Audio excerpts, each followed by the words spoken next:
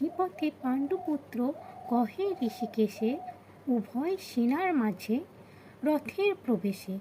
যাবৎ দেখিব এই যুদ্ধকামিগণে, তাবৎ রাখিবে রথ চিত্ত এখানে। দেখিবারে চাহিকে বা আসিয়াছে হেতা, কাহার সহিত হবে যুঝিবারে সেথা। অর্জুন বললেন, হে অচ্যুত, তুমি উভয় পক্ষের সৈন্যদের মাঝখানে আমার রথ স্থাপন করো, যাতে আমি দেখতে পারি যুদ্ধ করার অভিলাষী হয়ে কারা এখানে এসেছে এবং এই মহাসংগ্রামে আমাকে কাদের সঙ্গে যুদ্ধ করতে হবে।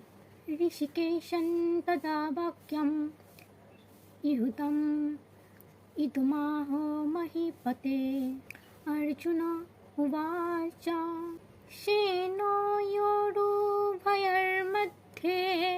रथं स्थापयाम्यच्युत। यद्देतान्निरीक्षेऽहै यद्धूकमानवस्थितान्।